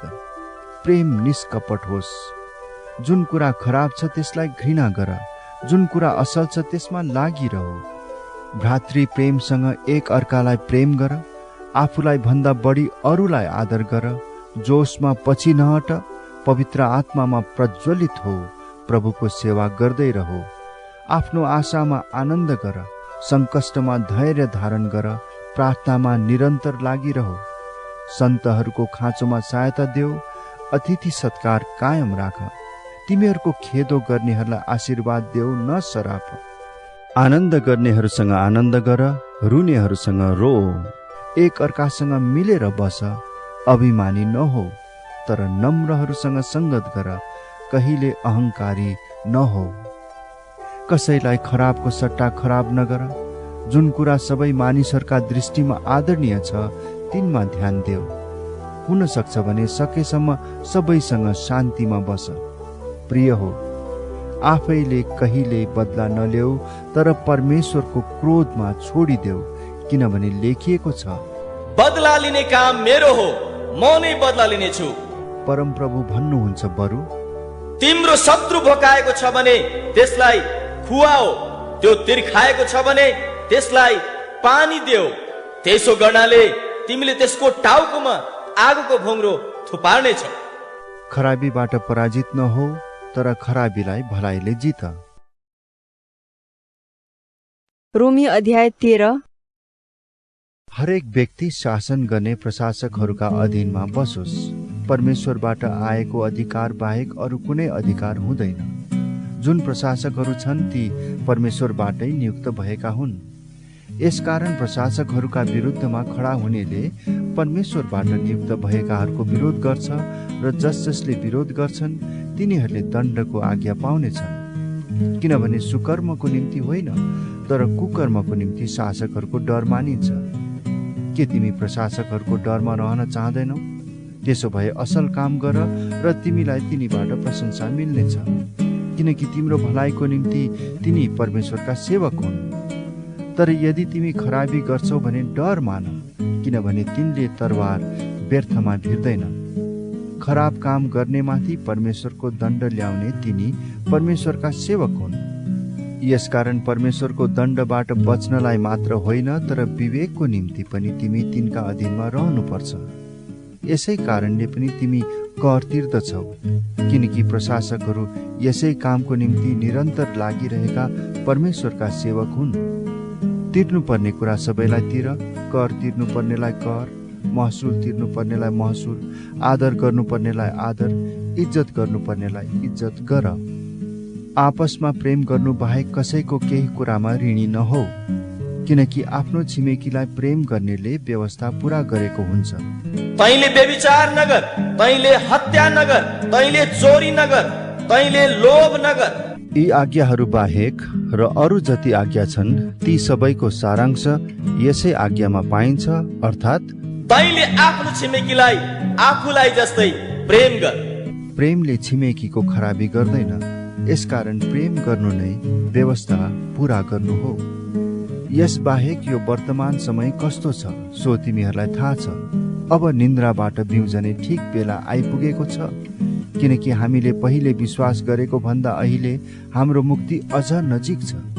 रात बितिसक्यो र दिन नजिकै आइपुगेको छ। यसकारण अन्धकारका काम छोडेर हामी ज्योतिका हात हतियार धारण गरौँ। दिउँसो जस्तै गरी हामी ठिकसँग चलौँ, मोज मजामा, मतवालीपनामा, व्यभिचारमा, भ्रष्टाचारमा, झगडामा र डाहामा होइन, तर प्रभु यीशु ख्रीष्टलाई धारण गर र पाप स्वभावको अभिलाषा पूरा गर्ने कुरामा ध्यान नदेऊ। रोमी अध्याय 14। विश्वासमा कमजोर हुने मानिसलाई ग्रहण गर, तर उसको मत सम्बन्धी कुरामा वाद विवाद गर्नलाई होइन। कसैले सबै थोक खानुहुन्छ भनी विश्वास गर्छ, तर विश्वासमा कमजोर हुनेले चाहिँ सागसब्जी मात्र खान्छ। खानेले नखाने मानिसलाई तुच्छ नठानोस् र नखानेले खानेलाई दोष नलगाओस्, किनभने परमेश्वरले त्यसलाई ग्रहण गर्नुभएको छ। अर्काको चाकरलाई इन्साफ गर्ने तिमी को हौ? त्यो त आफ्नै मालिकको सामु खडा हुन्छ वा पतित हुन्छ। त्यो खडा गराइनेछ किनभने त्यसका मालिकले त्यसलाई खडा गराउन सक्छ। कुनै मानिसले एउटा दिनलाई अर्को दिनभन्दा बढी महत्त्वको मान्छ, अर्को मानिसले सबै दिनलाई समान ठान्छ। हरेक मानिस आफ्नै मनमा पूर्ण रूपले निश्चित हुनुपर्छ। जुन व्यक्तिले कुनै दिनलाई विशेष रूपले पालन गर्छ त्यसले प्रभुको आदरको निम्ति पालन गर्छ। जुन व्यक्तिले खान्छ त्यसले प्रभुको निम्ति खान्छ, किनकि त्यसले परमेश्वरलाई धन्यवाद दिन्छ। जुन व्यक्तिले खाँदैन त्यसले परमेश्वरको आदरको निम्ति खाँदैन र परमेश्वरलाई धन्यवाद दिन्छ। हामी कोही पनि आफ्नै निम्ति बाँच्दैनौँ र कोही पनि आफ्नै निम्ति मर्दैनौँ। यदि हामी बाँच्छौँ भने प्रभुकै निम्ति बाँच्छौँ र मर्छौँ भने प्रभुकै निम्ति मर्छौँ। चाहे हामी बाँचौँ चाहे मरौँ, हामी प्रभुकै हौँ। यसैको निम्ति ख्रिस्ट मर्नुभयो र फेरि जीवित हुनुभयो कि उहाँ मरेकाहरू र जीवितहरू दुवैका प्रभु हुन्। तिमी किन आफ्नो भाइको इन्साफ गर्छौ? अथवा तिमी आफ्नो भाइलाई किन तुच्छ ठान्छौ? किनभने हामी सबै परमेश्वरका न्याय आसनको सामने खडा हुनेछौँ। किनकि लेखिएको छ, प्रभु भन्नुहुन्छ, जस्तो म जीवित छु प्रत्येक कुडा मेरो सामने टेकिनेछ र हरेक जिब्रोले परमेश्वरको प्रशंसा गर्नेछ। यसैले हामी हरेकले परमेश्वरलाई आफ्नो लेखा दिनेछौँ। यसै कारण हामी एउटाले अर्कालाई अब उसो इन्साफ नगरौँ, बरु आफ्नो भाइको बाटोमा ठेस लाग्ने कुरो अथवा बाधा पार्ने कुरो कहिले नराख्ने अठोट गरौँ। म जान्दछु र प्रभु येशूमा मलाई निश्चय छ कि कुनै कुरा पनि आफैमा अशुद्ध हुँदैन, तर जसले त्यो अशुद्ध ठान्छ त्यसको निम्ति त्यो अशुद्धै हुन्छ। यदि तिमीले जे खान्छौ त्यस कुराले तिम्रो भाइलाई चोट पार्छ भने तिमी प्रेममा चलेका हुँदैनौ। जुन भाइको निम्ति ख्रिस्ट मर्नुभयो, तिमीले खाएको कुराबाट उसको नाश नहोस्। यसै कारण तिमीलाई जे असल लाग्छ त्यसलाई अरूले खराब भन्न नदेऊ, किनभने परमेश्वरको राज्य भनेको खानु र पिउनु होइन, तर पवित्र आत्मामा धार्मिकता, शान्ति र आनन्द हो। जसले यस किसिमले ख्रिस्टको सेवा गर्दछ त्यो परमेश्वरलाई मन पर्ने र मानिसहरूबाट असल ठहरिएको हुन्छ। यसैले हामी ती कुराहरूको अनुसरण गरौँ जसले शान्ति ल्याउँछ अनि एउटाले अर्काको आत्मिक उन्नति गराउँछ। खाने कुराको खातिर परमेश्वरको कामलाई नष्ट नगर। वास्तवमा सबै कुरा शुद्ध छन्, तर आफूले खाएको कुराले अरूलाई बाधा पार्नु अनुचित हो। उचित त यो हुन्छ कि मासु नखानु, मद्यपान नगर्नु तथा कुनै यस्तो काम नगर्नु जसद्वारा तिम्रो भाइलाई बाधा हुन्छ।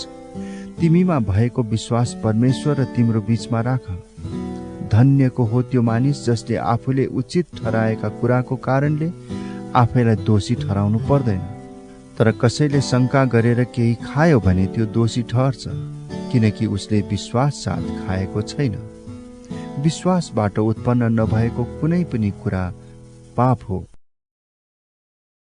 रोमी अध्याय 15। विश्वासमा दरिला हुने हामीले आफैलाई मात्र खुसी पार्ने इच्छा नराखेर दुर्बल मानिसहरूका कमजोरीलाई सहनुपर्छ। हामी प्रत्येकले आफ्नो छिमेकीको आत्मिक सुधार होस् भनेर तिनको भलाइको लागि तिनलाई प्रसन्न राखौं, किनकि ख्रिस्टले पनि आफैलाई प्रसन्न पार्नु भएन। जसो लेखिएको छ, तपाईलाई निन्दा गर्नेहरूको निन्दा ममाथि पर्यो। अघि अघि लेखिएका कुराहरू हाम्रो शिक्षाको निम्ति लेखिएका थिए, यस उद्देश्यले कि पवित्र शास्त्रबाट आउने स्थिरता र उत्साहद्वारा हामी आशा प्राप्त गर्न सकौं। स्थिरता र उत्साहका परमेश्वरले तिमीहरूलाई ख्रिस्ट येशूसँग एक भएर एउटा अर्कासँग एक चित्तका भई जिउन दिउन्, कि एकै मनका भएर एउटै स्वरले हाम्रा प्रभु येशू ख्रिस्टका परमेश्वर र पिताको महिमा तिमीहरू गर्न सक। यसकारण परमेश्वरका महिमाको निम्ति ख्रिस्टले तिमीहरूलाई ग्रहण गर्नुभए बमोजिम तिमीहरूले पनि एउटाले अर्कालाई ग्रहण गर।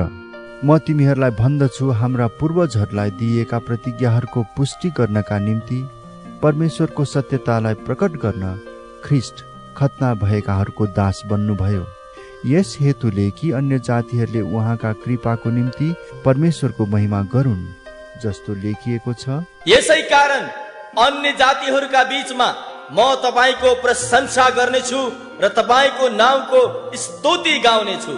र फेरि यस्तो भनिएको छ, ए अन्य जाति हो, उहाँको प्रजासँग आनन्द मनाओ। र फेरि ए सारा अन्य जाति हो, प्रभुको प्रशंसा गर र सबै मानिसहरूले उहाँको प्रशंसा गरून्। र फेरि यसैया भन्दछन्, ईशैको वंशबाट एकजना आउनुहुनेछ, उहाँले अन्य जातिहरूमाथि शासन गर्नुहुनेछ, उहाँमाथि अन्य जातिहरूले आशा राख्नेछन्। आशाका परमेश्वरले तिमीहरूलाई विश्वासद्वारा सम्पूर्ण आनन्द र शान्तिले भरिपूर्ण गरिदिउन्। यस हेतुले कि पवित्र आत्माको शक्तिले तिमीहरू आशामा प्रशस्त हुन सक। भाइ हो, मलाई निश्चय छ कि तिमीहरू आफै पनि भलाइले भरिएका छौ र सारा ज्ञानमा पूर्ण भई एउटा अर्कालाई शिक्षा दिन समर्थ छौ। तर परमेश्वरले मलाई दिनुभएको अनुग्रहको कारणले तिमीहरूलाई फेरि सम्झना गराउन मैले बडो साहस गरी कतिपय विषयमा लेखेको छु। यो अनुग्रह अन्य जातिहरूका निम्ति परमेश्वरका सुसमाचारको पुजारीले गर्नुपर्ने कर्तव्य पालन गर्नलाई मलाई दिइएको हो, ताकि अन्य जातिहरू पवित्र आत्माद्वारा शुद्ध भएर ग्रहण योग्य बलि बन्न सकुन्। यसकारण परमेश्वरको निम्ति मेरो सेवामा मलाई ख्रिस्ट येशूमा गर्व गर्ने कारण छ, किनभने वचन र कामले अन्य जातिहरूलाई आज्ञाकारी बनाउनलाई ख्रिस्टले मद्वारा जे गर्नु भएको छ ती बाहेक कुनै विषयमा बोल्ने आँट म गर्दिन।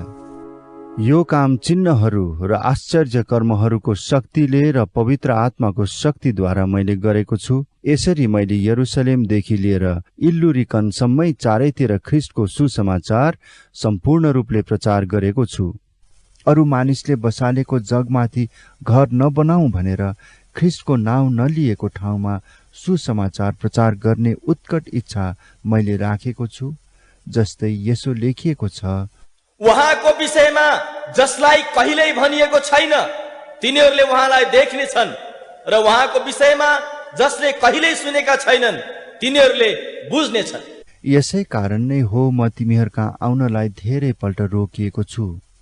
तर अब यी क्षेत्रहरूमा मेरो निम्ति काम गर्ने अरू ठाउँ नभएका हुनाले र धेरै वर्षदेखि तिमीहरू कहाँ आउने तिर्सना रहेकोले म स्पेन जाँदा तिमीहरूलाई भेट्ने आशा राख्दछु र तिमीहरूसँग केही समयसम्म संगतिको आनन्द लिएपछि तिमीहरूले मलाई मेरो बाँकी यात्रामा मद्दत दिनेछौ भन्ने आशा राख्दछु।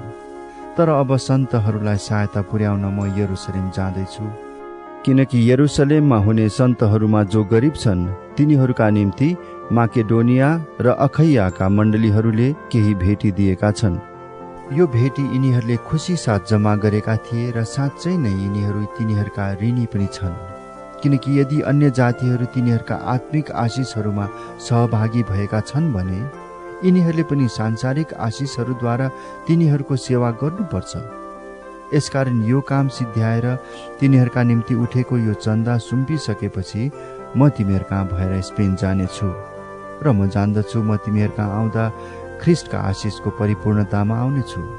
भाइ हो, हाम्रा प्रभु यीशु ख्रिस्ट र पवित्र आत्माको प्रेमद्वारा मेरो निम्ति परमेश्वरसँग प्रार्थना गर्न मसँग घोर प्रयत्न गर भनी म तिमीहरूलाई आग्रहपूर्वक बिन्ती गर्दछु कि म यहुदियाका अविश्वासीहरूबाट मुक्त हुन सकूं र यरुशलेमको निम्ति मेरो सेवा सन्तहरूलाई ग्रहण योग्य होस् र परमेश्वरको इच्छाद्वारा आनन्दसँग तिमीहरू कहाँ आएर तिमीहरूसँगको संगतिद्वारा म फेरि ताजा हुन सकूं।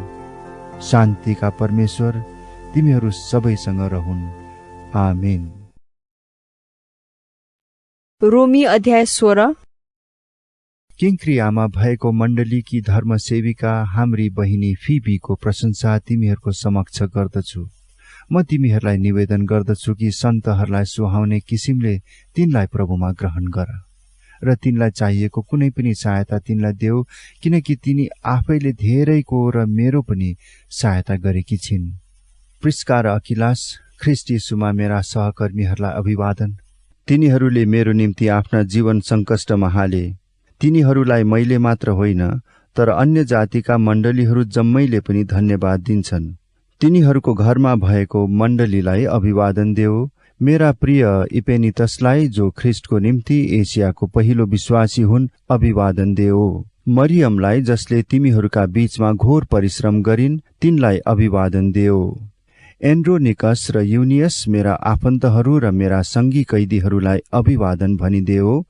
तिनीहरू प्रेरितहरूमध्ये प्रख्यात छन् र म भन्दा अगाडि ख्रिस्टमा भएका थिए। एम्प्लियातस प्रभुमा मेरो प्रियलाई अभिवादन भनिदेऊ। उर्बानस ख्रिस्टमा हाम्रा सहकर्मी र मेरा प्रिय मित्र स्ताखुसलाई अभिवादन भनिदेऊ। ख्रिस्टको योग्य ठहरिएका अपेलेसलाई अभिवादन भनिदेऊ। अरिस्तोबुलसको घरकाहरूलाई अभिवादन भनिदेऊ। मेरा आफन्त हेरोदियनलाई अभिवादन भनिदेऊ। प्रभुमा भएका नर्किससका घरानालाई अभिवादन भनिदेऊ। प्रभुमा परिश्रम गर्ने त्रुफेना र त्रोफोसालाई अभिवादन भनिदेऊ। प्रभुमा अत्यन्तै परिश्रम गर्ने प्रिय पर्सिसलाई अभिवादन भनिदेऊ। प्रभुमा चुनिएका रुफस र तिनकी आमा जो मेरी पनि आमा भएकी थिइन्, तिनीहरूलाई अभिवादन भनिदेऊ। असिंक्रितस, फ्लेगन, हर्मेस, पत्रोबास, हर्मास र तिनीहरूसँग भएका भाइहरूलाई अभिवादन भनिदेऊ। फिलोलोगस, युलिया, नेरियस र तिनकी बहिनी र ओलिम्पास र तिनीहरूसँग भएका सबै सन्तहरूलाई अभिवादन भनिदेऊ। एउटाले अर्कालाई पवित्र चुम्बनले अभिवादन गर। ख्रिस्टमा सबै मण्डलीहरूले तिमीहरूलाई अभिवादन पठाएका छन्। तिनीहरूले मेरो निम्ति आफ्ना जीवन सङ्कष्टमा हाले। तिनीहरूलाई मैले मात्र होइन तर अन्य जातिका मण्डलीहरू जम्मैले पनि धन्यवाद दिन्छन्। तिनीहरूको घरमा भएको मण्डलीलाई अभिवादन देऊ। मेरा प्रिय इपेनितसलाई जो ख्रिस्टको निम्ति एसियाको पहिलो विश्वासी हुन् अभिवादन देऊ। मरियमलाई जसले तिमीहरूका बीचमा घोर परिश्रम गरिन्, तिनलाई अभिवादन देऊ। एन्ड्रोनिकस र युनियस मेरा आफन्तहरू र मेरा सङ्गी कैदीहरूलाई अभिवादन भनिदेऊ। तिनीहरू प्रेरितहरूमध्ये प्रख्यात छन् र म भन्दा अगाडि ख्रिस्टमा भएका थिए। एम्प्लियातस प्रभुमा मेरो प्रियलाई अभिवादन भनिदेऊ। उर्बानस ख्रिस्टमा हाम्रा सहकर्मी र मेरा प्रिय मित्र स्ताखुसलाई अभिवादन भनिदेऊ। ख्रिस्टको योग्य ठहरिएका अपेलेसलाई अभिवादन भनिदेऊ। अरिस्तोबुलसको घरकाहरूलाई अभिवादन भनिदेऊ। मेरा आफन्त हेरोदियनलाई अभिवादन भनिदेऊ। प्रभुमा भएका नर्किससका घरानालाई अभिवादन भनिदेऊ। प्रभुमा परिश्रम गर्ने त्रुफेना र त्रोफोसालाई अभिवादन भनिदेऊ।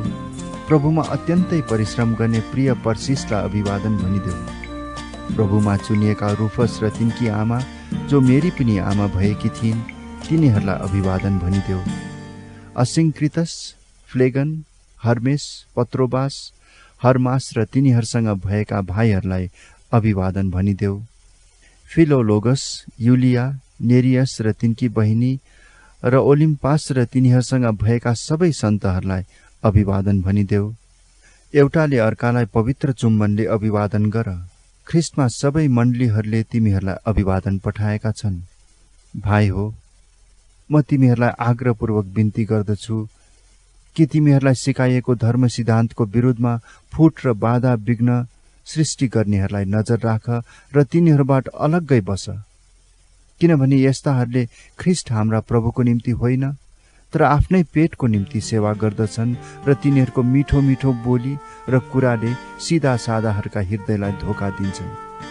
तिमीहरूको आज्ञाकारिता सबै मानिसहरूमा जाहेरै छ र तिमीहरूको कारण म आनन्द गर्दछु। तर म चाहन्छु कि जे असल छ त्यसको निम्ति तिमीहरू बुद्धिमान हो र जे खराब छ त्यसमा दोष रहित रहो। शान्तिका परमेश्वरले चाँडै नै शैतानलाई तिमीहरूका खुट्टा मुनि कुल्चनु हुनेछ। हाम्रा प्रभु येशू ख्रिस्टको अनुग्रह तिमीहरूसँग रहोस्।